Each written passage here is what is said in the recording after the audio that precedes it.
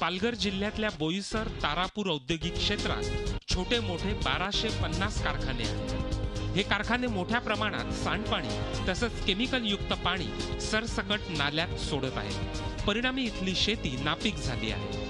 मोठ्या प्रमाणावर आमच्याकडे MIDC आहे, त्याचं ध्वनी प्रदूषण आहे, वायू प्रदूषण आहे, जल प्रदूषण तर मोठ्या प्रमाणात आहे। आमच्याकडे आता बोरिंगमधून तर सगळं लाल पाणी यायला लागलं आहे। पहिलं पाणी नाही, आता MIDCचं पाणी आहे म्हणून आम्ही थोडाफार आमचा बचाव करतो, परंतु पाण्याचा आपल्याला जास्तीत जास्त साठा हा निसर्गतः उपलब्ध असला पाहिजे, परंतु तो सगळा बिघडलेला आहे।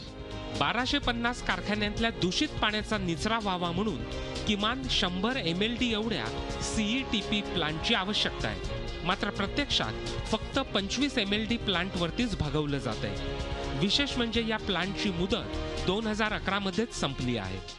ह्या ठिकाणी अद्यावत असलेलं 25 दशलक्ष लिटर क्षमतेचं जे काही संयुक्त सांडपाणी प्रक्रिया प्रकल्प आहे, मुळात ते अत्यंत कमी प्रमाणातलं आहे। ह्या ठिकाणी आवश्यकता 70 MLD ची असताना देखील आज हा प्रलंबित मोठा प्रश्न आहे। त्यामुळे रासायनिक पाण्याचं जे प्रदूषण आहे ते फार मोठ्या प्रमाणात आहे।